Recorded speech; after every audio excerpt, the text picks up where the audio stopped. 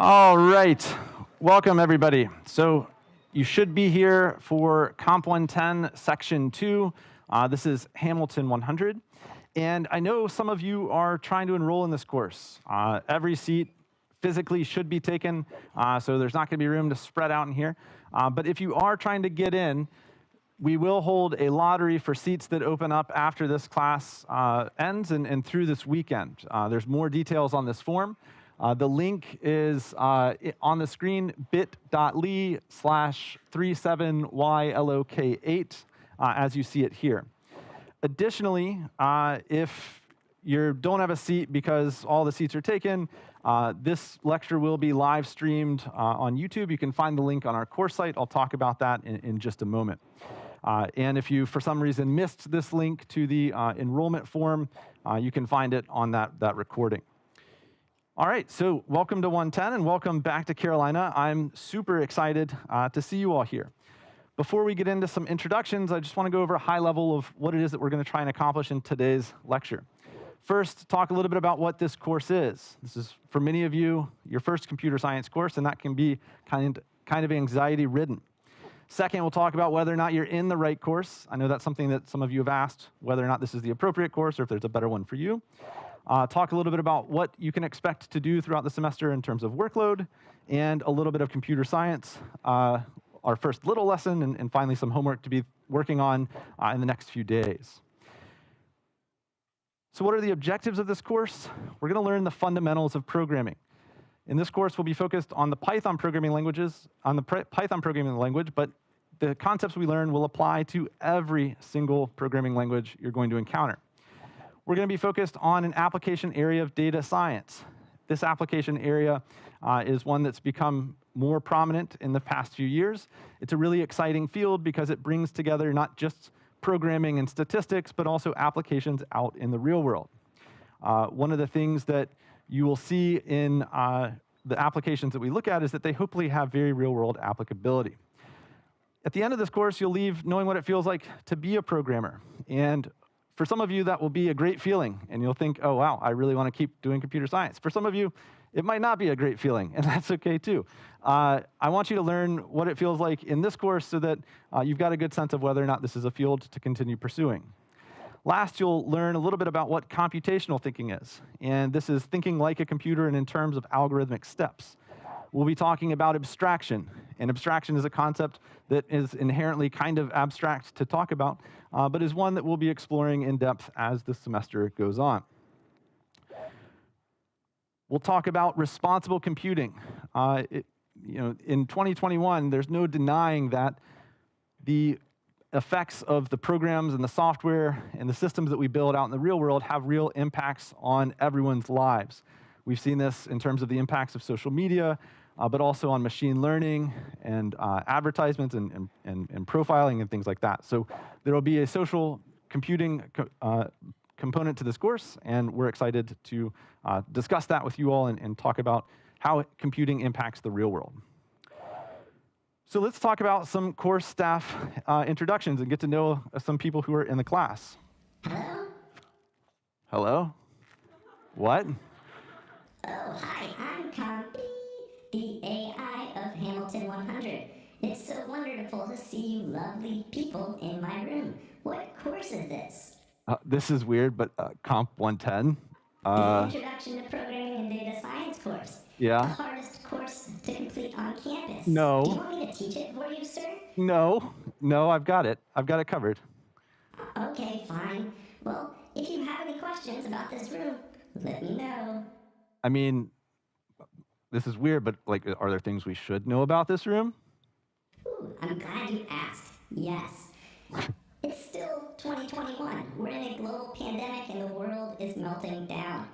Masks are important to wear in this classroom because you're packed in here like some cute little sardines. Now, if you don't wear a mask, that will make mean Compy come out. And you don't want to meet mean Compy. Why? Who's mean Compy? Why don't we want to meet mean Compy? Hi, I'm mean Compy, and if you do not wear a mask, I will have to ask you to leave this classroom, and that will make me very sad. I want you here. I don't want to be mean. Please don't make me cry. Anyway, welcome to Hamilton 100. It's so lovely to see you all here, and welcome to COMP110.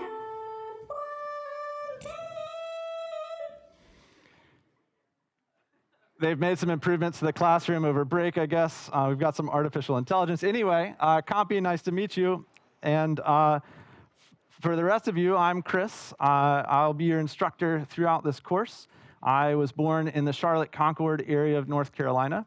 Spent my high school years in a small town called Rutherfordton, North Carolina, out in western NC. Came to Chapel Hill to study computer science and graduated.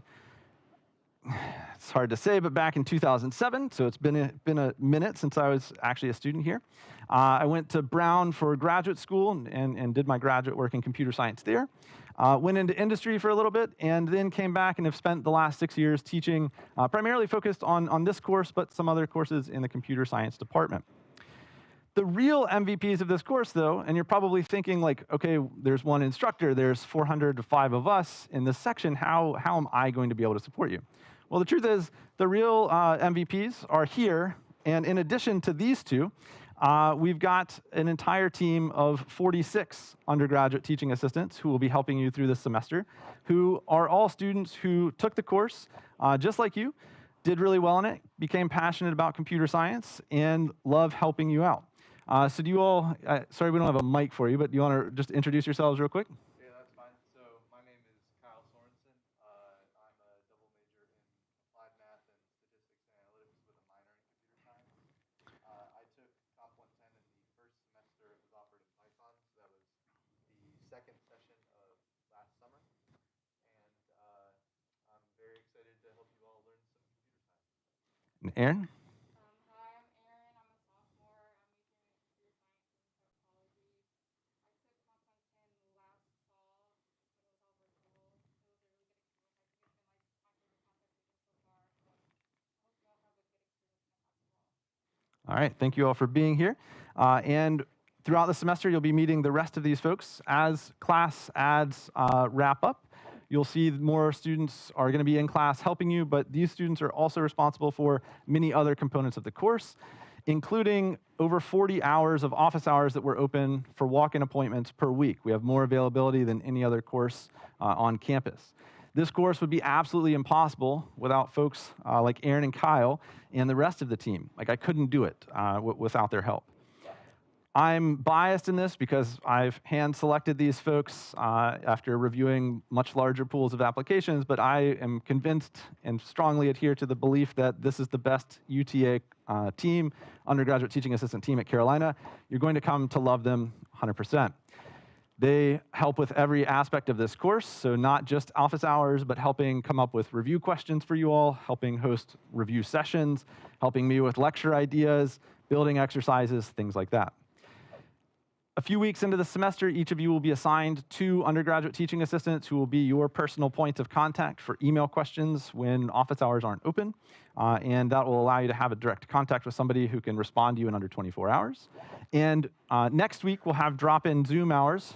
You'll learn more about how these, drop-in Zoom and in-person hours, where will be open for over 40 hours a week. And typically, our wait time is less than 5 minutes. I like to say that you can get help in Comp110 faster than you can get an Uber in Chapel Hill. We'll also have tutoring available that's free, so you don't need to find a tutor for Comp110. This will be available on weeknights, and that will begin the week after next. So who else is in the class with you? One of the things I like to do is just get a sense of who's in the room, and we'll do this in a way that's kind of interesting. I'm going to ask you to be able to stand up in just a moment, so you might want to just close your laptop and have it, just hold it in your hand. You don't have to put it away. But be able to stand up. And stay seated for now. Stay seated for now. All right. Stay seated for now.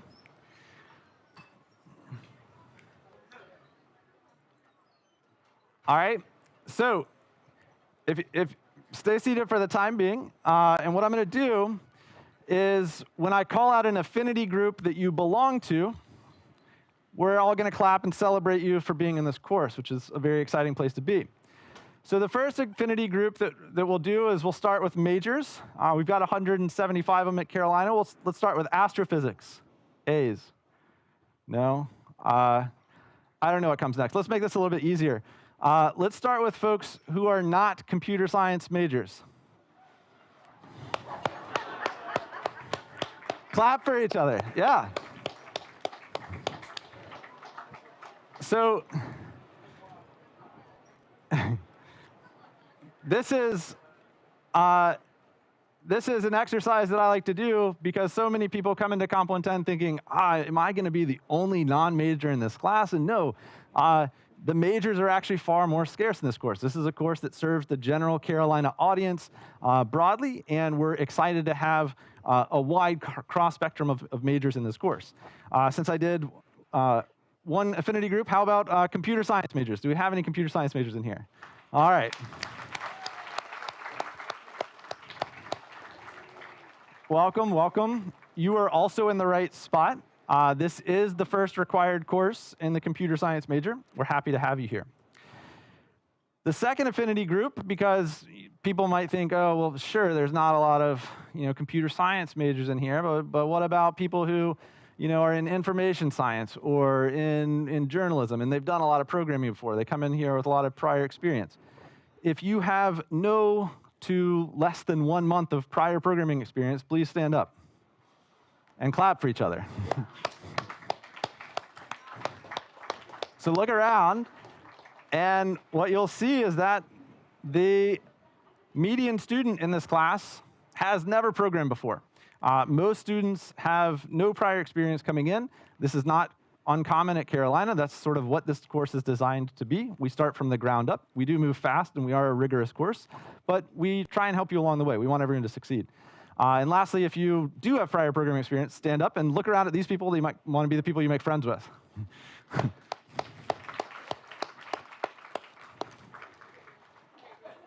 All right.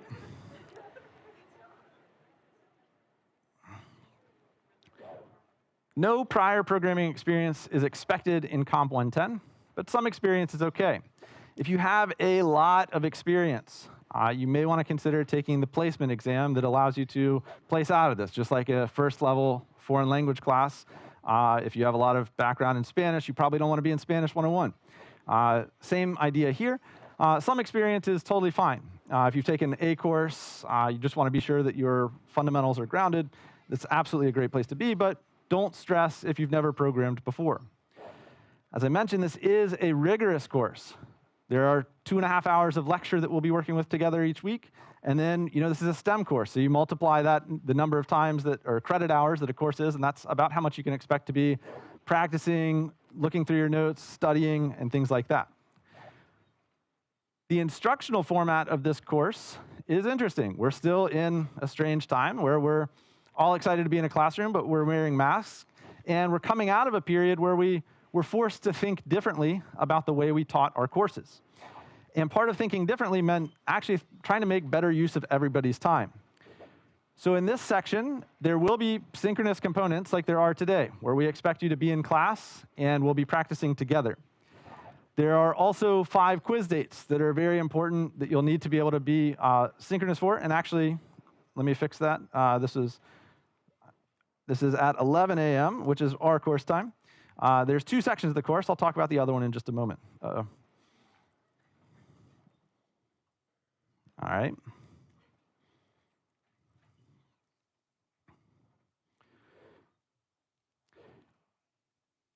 We will have a final exam that's a common hour exam. I'll talk about that date in just a moment. And lastly, we are live streaming this. There's 6 people on our stream right now. And why I mention this is because if you get sick, if you need to quarantine, these are things that we can expect to probably happen through the semester. We will be posting the link to the live stream on the course site before class. You can participate that way. We'll have ways of asking questions even if you're remote, so it won't feel like you're totally disjoint from the class. And hopefully that'll help prevent people from falling behind. All of these lectures will also be recorded such that you can view them later. When we have deliverables in lecture, something that you hand in, you'll find that you have up to 48 hours to turn that in. So if for some reason you need to miss a given lecture, that'll be okay. But you do have to move through the material, and we'll talk about how you submit those questions starting next week when we actually have them. There will be some components of this course that are taught asynchronously. Specifically, there will be some lessons that I think are better delivered with you being somewhere else that's more comfortable, where you're not crammed in, where you're at your desk, and you can have time to pause the video, rewind, go back and see something that you might have missed. So about half of our meeting times, including next Tuesday, so next Tuesday will be our first asynchronous day, so you can get a sense of this. There will be some times where you're working individually, rather than trying to pack in and do a fully flipped classroom where you're doing a ton of videos outside of class and then we're having to show up every day. The reason for this is I think that the best way to learn these new concepts is individually, and then we'll come back and practice these things together where we can make the most of you all being here next to your peers in ways that we can interact with one another, and we'll be following sort of this pattern of new concepts introduced asynchronously, and then we'll practice together and reinforce those concepts with maybe some minor tweaks synchronously in lecture. So this will be a mixed class in that regard. The other section of COMP110 is fully remote and designed for Carolina away. That one is a mostly asynchronous class where the only quizzes, or only the quizzes and the final are the synchronous components. So I do think because you all are here, this is I think the ideal experience, but we are trying to make the mostly async section as smooth and optimal as we can as well, especially for those who can't be with us on campus this semester. So what will you actually be doing in COMP110? This is a good question. Ooh, I know what they'll be doing. Can I tell them? Compy, I guess. Sure, go ahead. First, you'll be learning new programming concepts that Chris teaches, and he tries to make his explanations understandable, but sometimes they're not going to click. What? So come to office hours and work with undergraduate teaching assistants. Chris is good, but UTAs are fantastic. I mean, it's a little bit mean, Compy, but I've heard that feedback before. You should use the UTAs. What else will students be doing in COMP110? Compy? You will also be doing some readings about technology in society and how it can be used for evil, like mean copy. Hey, take that back.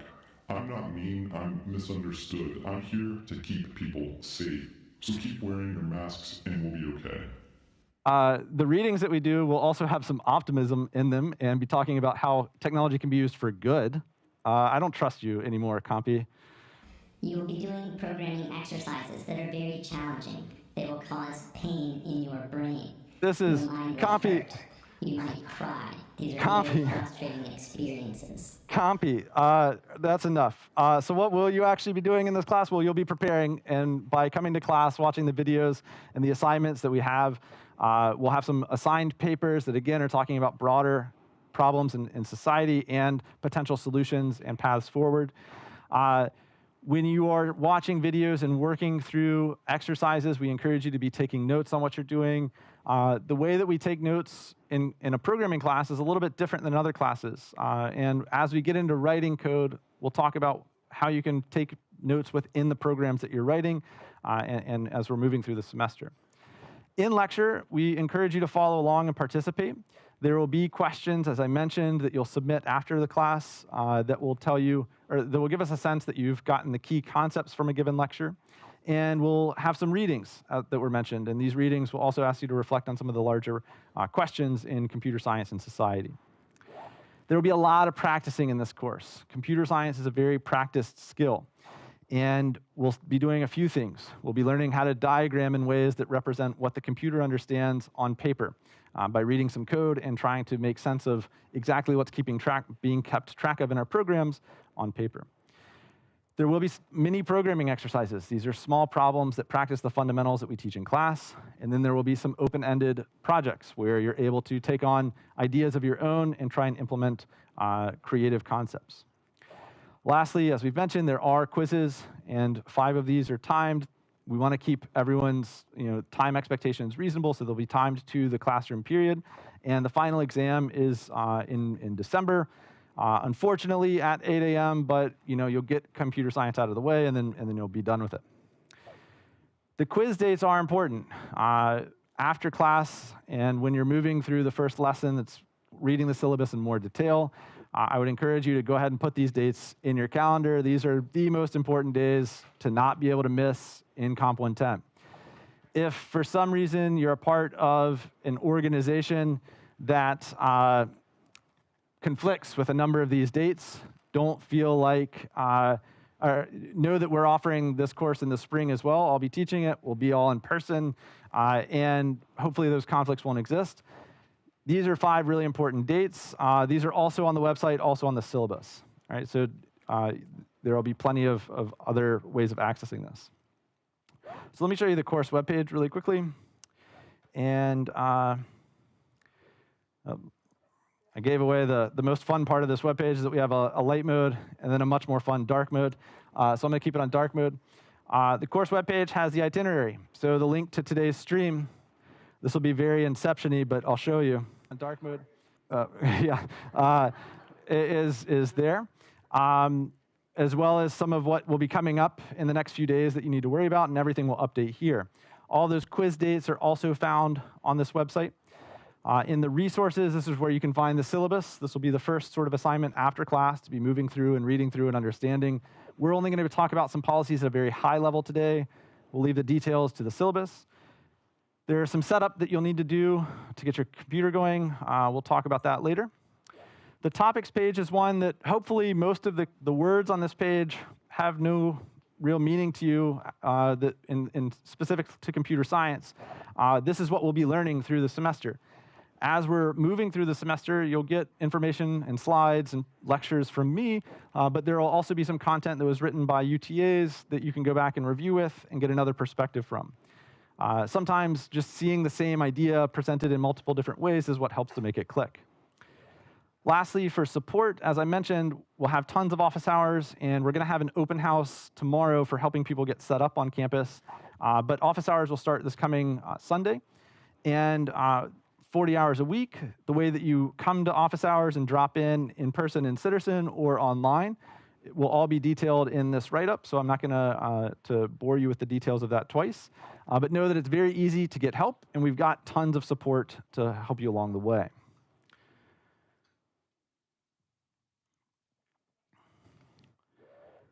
So let's real quick talk about collaboration policy and honor code, because this is one part of the syllabus that's very important, and we do take it seriously in computer science. The gist is, for things that are graded, we really want you to be able to do them on your own. And this isn't meant to be punitive. This is meant to help ensure that when the time comes on quizzes and the final exam, you actually understand the concepts that you've applied. What we found in the past is that when people collaborated, typically the person with the stronger understanding of the material got more out of that interaction because they were teaching and reinforcing than the person who understood less. And so it wound up helping people get further along while not helping the others progress. That being said, we do encourage and permit collaboration with our undergraduate teaching assistants. This is what office hours are for. And so when you run into a roadblock, when you run into a problem or a conceptual issue that you can't get past, please, please, please come work with us in office hours. We're going to try and help you in such a way that it's not just giving you the next thing that you need to do, but rather trying to figure out where is the misunderstanding, what is the concept that's preventing you from being able to get past this hurdle, help teach you that, and then hopefully that will set you on the way such that you're able to overcome that problem in the future if you saw it again. So what do we think of as collaboration on graded assignments? It's things like posting screenshots to GroupMe or other group chats, looking at or sharing someone's screen, copying and pasting your code, talking about your code in a very step-by-step fashion. It's okay to try and talk in generic about what's going on and what you've done, but when you get to the point of like, yeah, and then I did this, and then I did this, and then I did this, that's probably too much. There are lots of websites on the internet that claim to have solutions to various parts of this course.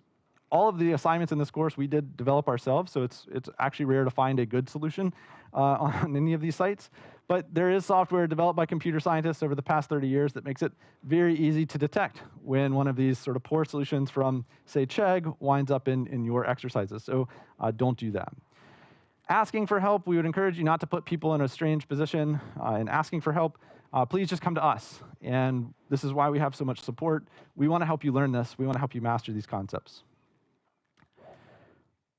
Just like learning to play an instrument or learning how to paint or writing cursive letters, which I'm still terrible at, programming is a practice skill. The only way to get better at it is to spend time doing it and practicing it.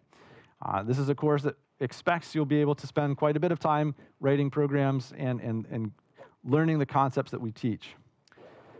It's very different from a knowledge-based course. And so if you're in a discipline where primarily you're working with knowledge and bringing together lots of facts and trying to make sense of different storylines and things like that, that's a very different skill that's very valuable and will play into some of the data science that we do. But the bread and butter of programming is really a practice skill. I've watched a lot of Bob Ross painting, and I'm a terrible painter because I've never actually painted anything. The same idea, like you can watch lectures, you can follow along with videos, but if you're not actually doing the work and trying to write programs on your own, you won't be developing this skill. So we want to help you get to become a proficient and successful programmer. So everything we try and do in this course, even that honor code policy we just talked about, is geared towards trying to help you gain more practice individually. All right, so with that, I've been talking at you for quite some time now. What I'd like to do is turn it to a think, pair, share. And the question is this: how do you believe programming will be valuable toward achieving your personal goals? Another way of asking that is, why are you in this course? For a reason slightly more than because neuroscience requires it. I love my neuroscience majors, but what might you be able to do applications-wise with this? Think for a minute, and then we want to make a community here. We are in person together. I'm so excited for it. So introduce yourself to your neighbor, all of your neighbors, and chat for a minute, and then talk about why it is that you're here, and then we'll come back in another 5 minutes and talk together.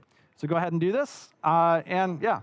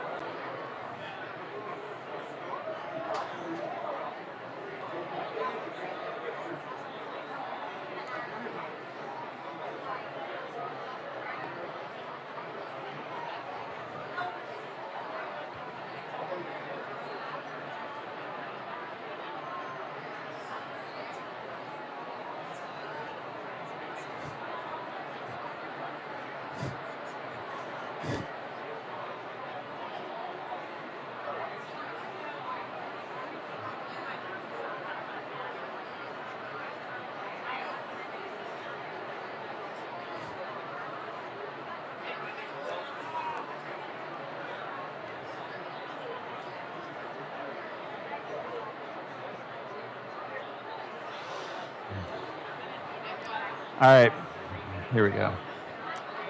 We're going to see if this works. It still works. That's amazing. I thought COVID may have broken that strange set of mind-altering. I don't know what was done to you as small kids to force that response. My neuroscience people should look into this, but it still works. I thought COVID may have lost that.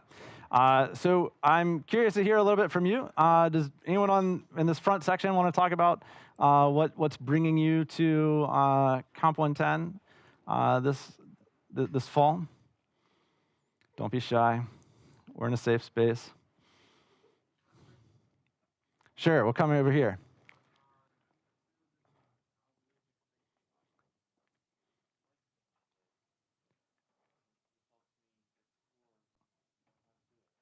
And what's your name? Kirk? Kurt. Kurt says that he enjoys algorithmic thinking and being forced to think in different ways. And yeah, this is a course that computer science is really all about trying to find very specific and well-formed solutions to problems that even if you don't go into computer science, that same skill applies very broadly elsewhere. If you are running a business, trying to think through the processes of that business such that they fit together and such that you can start to delegate pieces of the business to other places.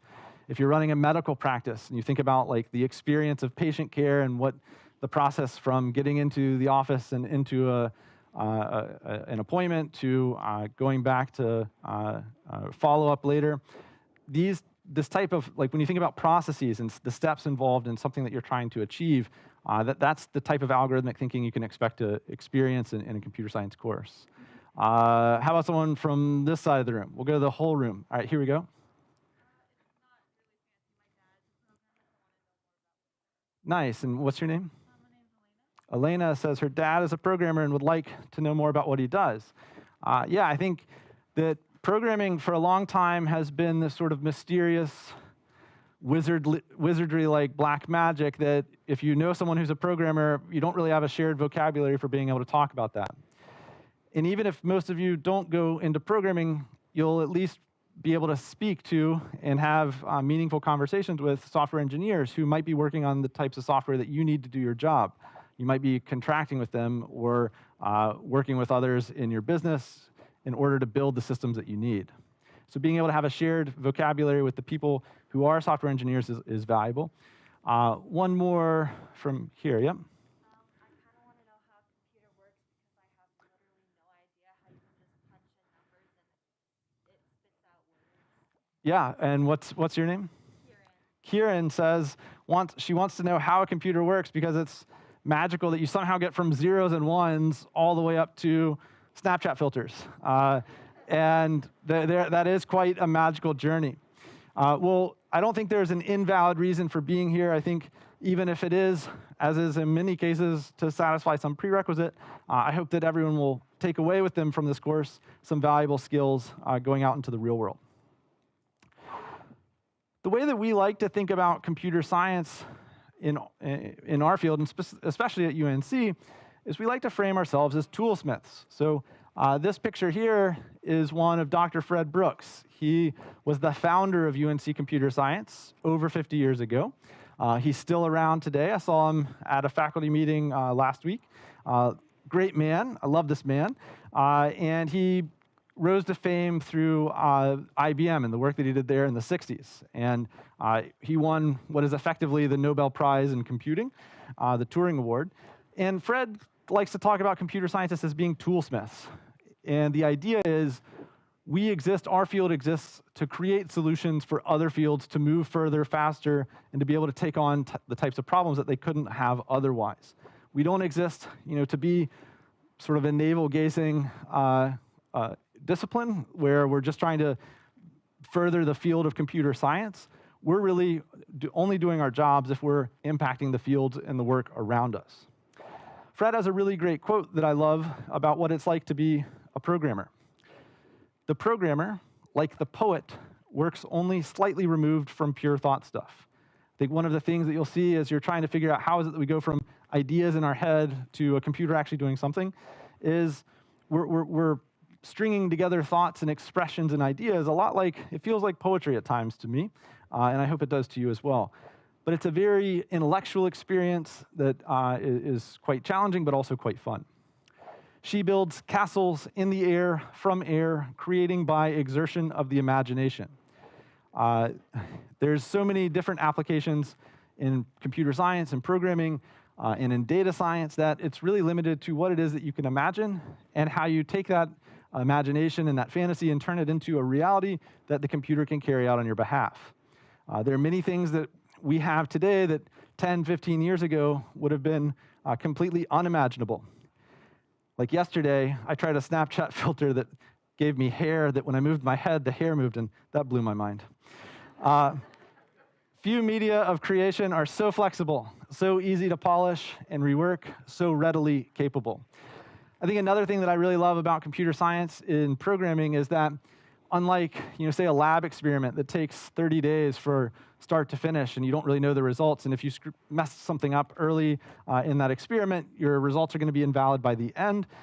With computer science, you make a bug, you go fix it. You want to change the way something's built, you tinker with it, you run your program, and it's ready to go. You write a program or a website, you put it on the internet, and suddenly everyone in the world can make use of it. It's an incredibly powerful medium and means of work. So again, this is Fred. I like to call him the OG of computer science at UNC. Love this guy. Another quote that I love that takes that same concept and distills it down even further is from Professor Gary Bishop, who is a mentor of mine at UNC. And he likes to phrase it as this. You think a little bit. So Gary went out and he was visiting an institution for disabled children and children with motor impairments where, say, you could only maybe press 2 buttons, like you could move your head with your neck, or you could move your neck and press a button, and maybe like an elbow and press another button, and this was all the control that a student might have. And he saw that there were these toys for children, for these kids that just did the same thing over and over, like a jack-in-the-box, effectively. And they were trying to say, like, hey, I think this kid, we're not really sure about his cognitive function because he's stopped playing with this toy. And Gary said, have you ever considered that he's just bored of that really boring, repetitive toy? And so he thought about this problem. He thought, wouldn't it be nice if students like this had access to books? And he invented a website he went back to his office and he thought, well, let me start typing and working on a website called Tar Heel Reader, which allows teachers to take pictures from the internet, put words on them, and have the book read to the students. And it can be navigated with only 2 buttons on your keyboard, which works for the other types of devices that these students have as well. And he put it out into the world, and magic happened. Over 11.5 million books have been read on Tar Heel Reader by students around the world. And it really unlocked the experience of these people in being able to access more of the world, be able to engage their intellect, and learn a bit more than they could have if they were stuck with some jack-in-the-box toy. The last quote I want to give is, humans are allergic to change. They love to say, we've always done it this way. I try to fight that. That's why I have a clock on my wall that runs counterclockwise. And this is from Dr. Grace Hopper. She was one of the pioneers of computing who invented one of the first programming languages. And this is the style of thinking that I hope that you'll come to appreciate and enjoy in computer science. We try and think a little bit differently about how to solve problems than in many other fields. And in this course specifically, we really like to try new things. So as we move through the semester, you'll see that we're trying things that we've never done before. We're running this class in a way that wasn't run prior to COVID. And yeah, we try and not do the same things the same way and hope to make improvements along the way. All right, so let's go into a little bit of computer science and talk about what I call the fundamental pattern. So when we start thinking about problems, we tend to use the word inputs as the raw materials that our programs can work with, that our algorithms can work with. And so there are many different ways you can imagine this, but in a very simple case, imagine you're trying to implement a grade calculator, which is a program you might implement later on in the semester. Your inputs are probably going to be your grades on different given assignments, right? And so those inputs will be fed into an algorithm. And for a grade calculator, it's a pretty simple algorithm, right? You average out each of the grades for a given component, and then you multiply that by the weight of that component. So for example, let's say the readings are worth 10%, and you have 4 readings. So you average your reading score, and you multiply it by 10%, and that gives you that grade component. You do that for all of the other components. You sum those up, and that's an algorithm for determining your final grade in this course. The purpose of an algorithm is to arrive at some result, some desired computation or outcome. Right? Another way of thinking about this is also that there's some environment that your algorithms are running in. And some algorithms are very pure. And when I say pure, I mean they don't really have an impact on the environment. They aren't impacted by it, and they don't impact it and leave some exhaust or undesirable change on the environment either. So a grade calculator doesn't really impact the environment it's in some way. Although what you'll see is that there are some components of the environment that do impact our grading algorithm. For example, we drop a certain number of exercises, the low exercise scores that you need to be able to turn in, as well as the lessons for in-class. So lessons specifically, and now I'm forgetting the syllabus number, but it's like either 3 or 4 lessons. The lowest scores will get dropped. So how does this impact, or what does this mean with relation to the environment? Well, if the environment is you get sick and you need to miss some class, that's going to impact the way your grade is calculated, and that's okay. We can roll with the punch there, and that's a good way that the environment might impact an algorithm. In a moment, you'll be asked to imagine other kinds of patterns that exist in the real world, and maybe think about ways that those algorithms impact the environment in less desirable ways. But we'll talk more about how algorithms interact with the environment later.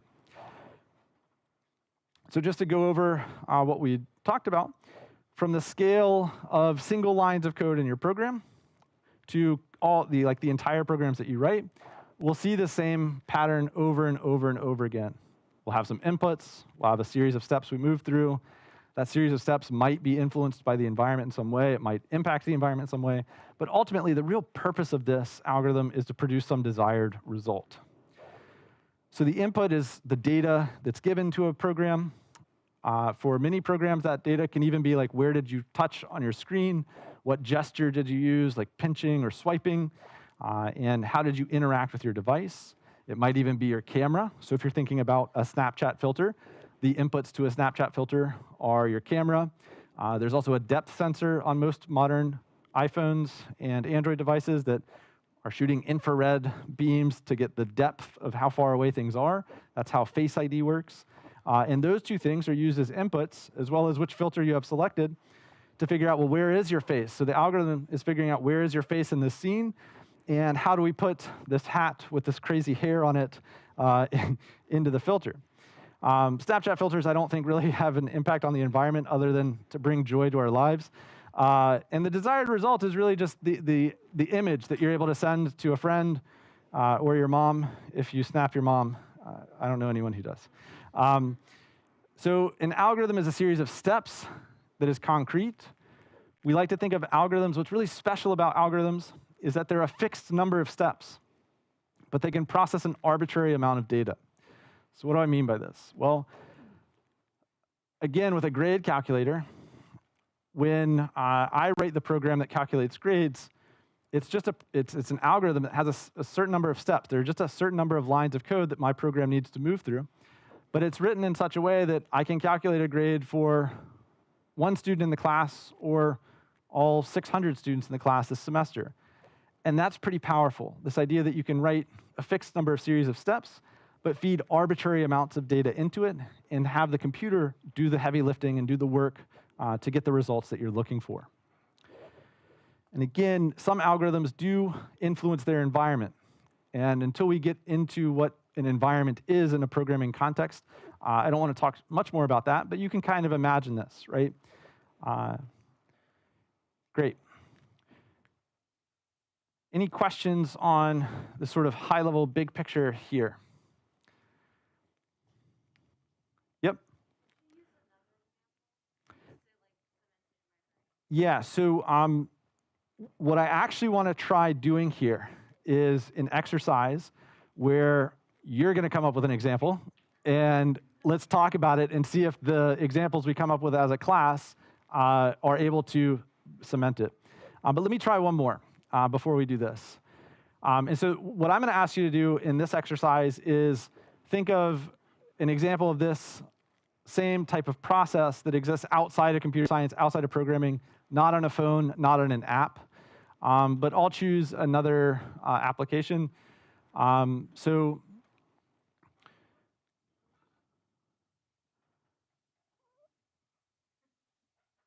I'm trying to decide which. So when you are playing a game, there's the inputs are like, what buttons are you pressing? And the algorithm is like, how do we take, if you're playing a game like Mario and you press forward on the controller, how does the algorithm actually respond to that, and what is the result? So when you press forward on a controller, the result is Mario moves forward. But this algorithm might feed into another where it's like, well, did Mario just move into a bad guy and now he's dead? And so you can start to see how these things can be pieced together into much bigger parts of the problem, into much bigger systems of algorithms. Another one that's actually a classical computer science example is, imagine you've got a spreadsheet and a list of names, and you want to sort those names in reverse alphabetical order. Inside the computer, the programmer would take as inputs all those names, and the algorithm would be, well, let's figure out how to reshuffle these such that they're in reverse alphabetical order, and the result would be now you've got a list that is in the desired ordering that you have, right? So with that, let's talk about this together. Again, introduce yourself to other people around you, and try and think about, in the field that you're interested in, how can you imagine this problem manifesting in some way, or this pattern manifesting in some way? And then let's talk about it as a class. We'll spend about 5 minutes on this. So go ahead.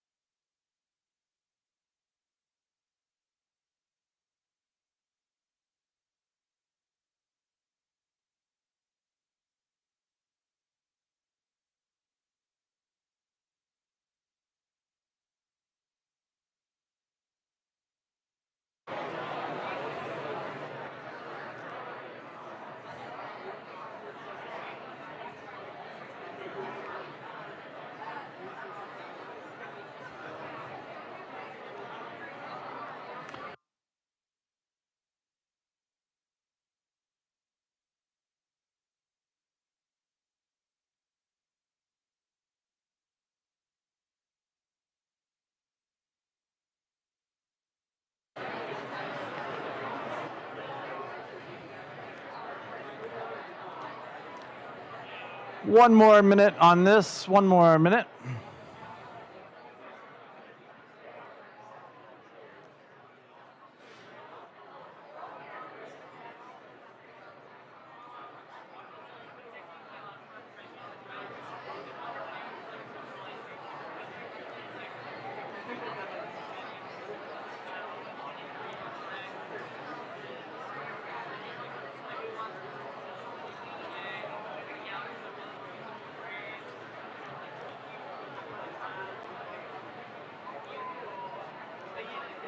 All right.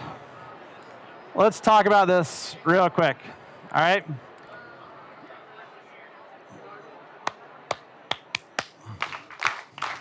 All right, great work. Yeah, so this is us live streaming, and I'm curious to get an answer from someone in the back. Unfortunately, you all are a little bit out of view, but the people up here, you can raise your hand and you'll see yourself. What's an example of this pattern that you've seen? Yep, in the way back.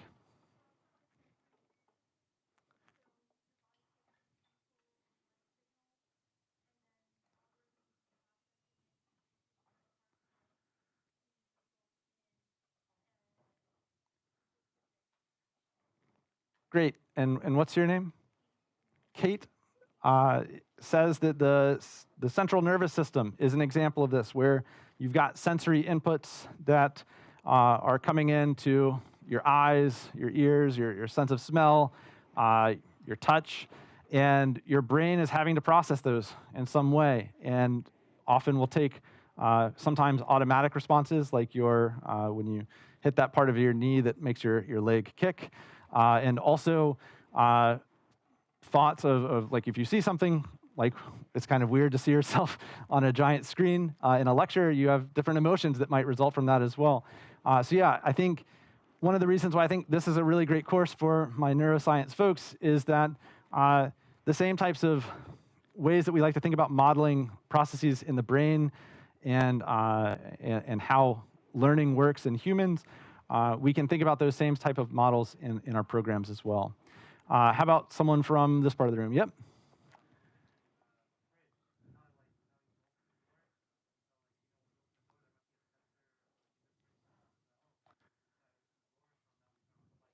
Yeah. And so that's a great example. So they're physical devices. And what's your name? William says you can imagine a fridge. And the fridge has a sensor that when you open the door, the lights come on.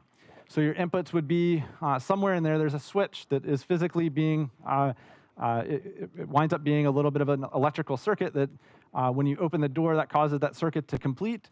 That brings some signal to potentially directly to another circuit that says, hey, turn on a light. Or in a modern fridge, you're probably going to have some simple chips in it that are deciding, what do I do with this?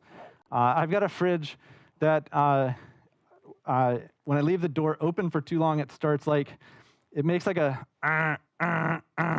like it sounds like it's about to explode, which is actually appreciated because leaving the fridge door open is not a good practice. That's one that does have potentially some environmental impact where additional energy is being used, or if you leave a fridge door open for too long, you'll be wasting some energy there. How about an example from this part of the room? Yep.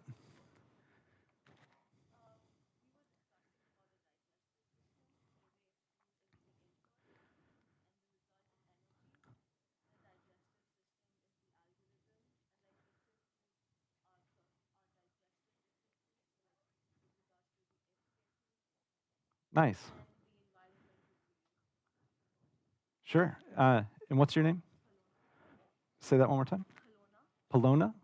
Polona says that the digestive system is an example of this type of a pattern, where what we see is we have foods as inputs, and the algorithm is what's going on inside of our body, and then we wind up having some different outputs that are energy and nutrients that are flowing to the rest of our body. Excrement is another output that's not the desired reason that we have food, but it's an impact on the environment that we have to think about. And there's some really exciting innovation that's happening around trying to take human excrement in places where you need you can actually make use of that material in other ways, whether it's for farming and agriculture or producing energy in some other way. How about one more from this part of the room? Anybody else? Sure, go ahead.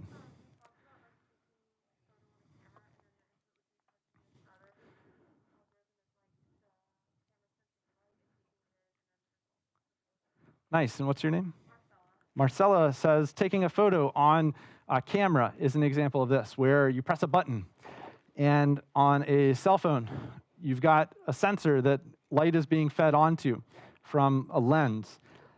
And the way that sensor captures those photons and tries to take that energy and turn it into electrical energy that gets turned into zeros and ones that then our algorithm can process and then try and save as some image format is something that used to be a physical process when we had film, right? And the light was reacting to chemicals on that film. With a digital camera, there's really interesting sensors involved. This is something that some researchers at UNC are actively working on. How can we make light or cameras that pick up much less or much more sensitive to light than our current cameras? But what's also fascinating about modern cameras, like the ones on your iPhone and the types of pictures we take, is that there's a lot of processing, image processing, that are algorithms that are going into those pictures. Pictures you take now with the same inputs effectively look way better than they did 10 years ago thanks to these algorithmic improvements. Like when you're using portrait mode on your iPhone or Android, it's fake, right? Like the lens of your camera is not doing that effect. That's an algorithm that was written by computer scientists that makes it look like you've got a portrait. And the way that you can take pictures that are carry what we call a high contrast or a high dynamic range of bright and darks without like one of the two being washed out in some way is also something that's algorithmic. I just remembered that one of my favorite things to do in the first day of class that I did when I first started teaching and some time ago is actually take a picture with the class. So I need to do this real quick. Welcome to COMP110, and hopefully I got everybody in there. You better have all been smiling. These are all great examples, and hopefully does this bring us a little bit closer to making this a little bit more concrete. I think you'll get the feeling of this as we, pretty soon as we're giving you problems, they'll be expressed in this way. Here are your inputs, write the algorithm to produce some desired result, and you'll be thinking about what are the steps that allow you to take those inputs and have an output. Another example of this that I like to use is you can imagine some inputs like flour and buttermilk and butter, salt and baking soda going into an algorithm. And what do we think this algorithm produces? I heard it over here, I think. Biscuits, yes. Specifically, if you're in North Carolina, Southern biscuits, which are some of my favorite things in the world. And if you're an out-of-stater who's new to North Carolina or from the international community and you're here, please do make it a point to go enjoy Southern biscuits. You can find them at Chick-fil-A, good. Bojangles, great. Sunrise Biscuit Kitchen just down the hill, fantastic. Southern biscuits are a true delicacy. And you can think of recipes as this, right? When you have a recipe, you have some inputs, a series of steps, and you kind of have to follow the steps in order, right? Like if you randomize the order of how you bake a cake, you're probably not going to end up with a cake, right? And so the ordering of steps in an algorithm matters. And soon we'll see that there's logic in algorithms too. And to give you an example of where you might see logic in an algorithm, another common example is Tinder, right? So Tinder, you have some inputs such as people's profile pictures, the swipes that people have, like what you swipe in left or right, and the location and the radius around you. And the algorithm isn't just a sequence of steps, just like a recipe, right? There's a condition here. And the condition is if two people swipe right, then there's a match. And what is the output of Tinder? True love, right? True love. Until they break up with you. So what's next?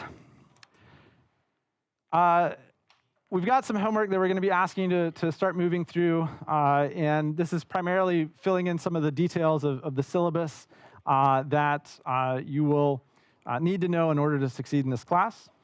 So the syllabus and the support page are both found on our course website, 21f.comp110.com. There's a lesson that'll be on Gradescope. If you just added the course, I will make it a point to, after class, resync Gradescope with the latest roster, so you'll get access to Gradescope. This is due tomorrow night at midnight. It's basically just read the syllabus and respond to some questions about it. And it's pretty cut and dry. I just want to try and orient you with the course and give you a sense of what your expectations are. After you do that, we're going to ask you to update your computer's operating system. And hopefully most of you have no work to do here, but if you've been like ignoring updates for a very long time, it's time to pay the piper, I guess, and you'll be needing to update your operating system. These instructions are posted under logistics. It's now called resources. And then there is going to be some required software. So in order to write programs, you have to have a program. Multiple programs, actually. One for the programming language, one that's kind of like your program editor. So like what Word or Google Docs is to writing documents. We'll use something called Visual Studio Code for writing our programs. And then we'll have Python, which actually runs our programs, and that's required too. Those programs are also programs that people had to write, which is kind of fun to think about. How would you write those programs? Well, that's what upper division computer science is all about. Tomorrow, we're going to have an open house in Sitterson. And what this means is from 12 to 5, if you want to bring your computer into the lobby of Sitterson Hall, if you had issues getting set up, we won't be able to walk you through start to finish, and we're not going to do it for you because one of the valuable skills in this course is learning how to install this kind of software, so when you need to be able to do it yourself, you've done it before. But we'll have this open house so that if you run into a problem, if some instruction didn't line up with what happened on your computer, come work with us. If you need to join remotely, there will be on the support page, you'll learn about a website called CourseCare. That is how you get remote support, and you can zoom in to this, and we'll have some people watching that if you run into issues getting your computer set up. Additionally, if you just want to come meet some other people in the course, meet some of our awesome undergraduate teaching assistants, and I would love to meet you at the open house tomorrow. This will give you a chance to see Sitterson Hall, which is the computer science building. This will be happening in the lobby of Sitterson, and there should be a note on the course page about this. Throughout the semester, we would love feedback.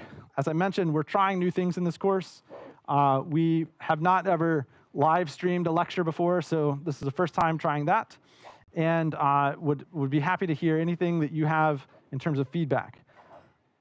This might be something as simple as my mic's too quiet, which hopefully if it was too quiet, someone in the back would have already said something to me, but if not, leave me some feedback, and I'll be sure it's louder in the future. There's a form on the bottom of the website, on every page on the website, to leave feedback and let us know how things are going. Please give us time to act on the feedback that you have.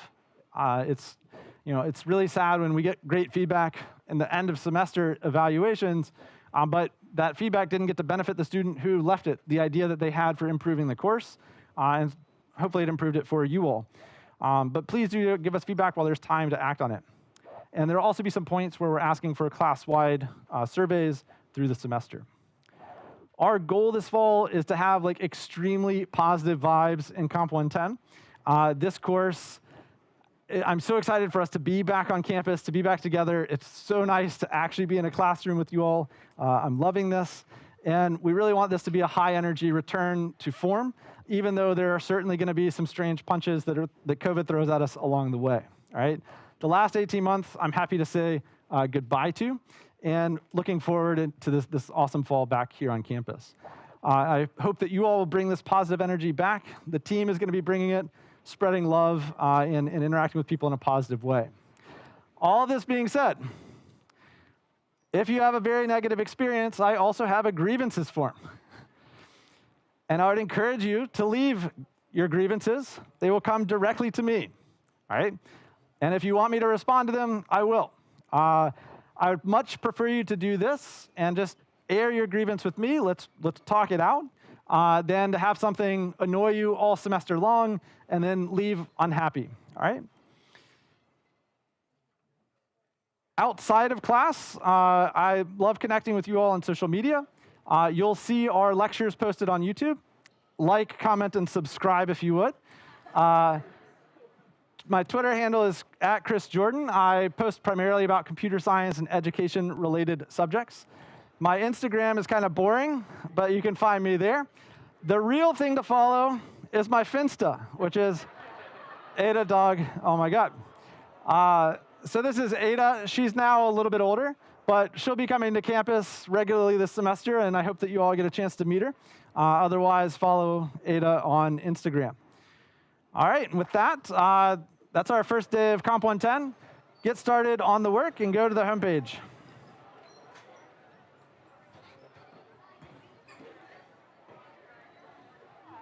Hey. I just have a quick question. Yep. Hey, wait. Are you all really leaving this classroom without saying bye to me? I see how it is. I'm just trying to be helpful. Fine, whatever. Deuces. Bye. Hey, I just want to say thank you for wearing your masks. That makes me very happy. I want to give you a hug, but I can't. Anyway, I love you.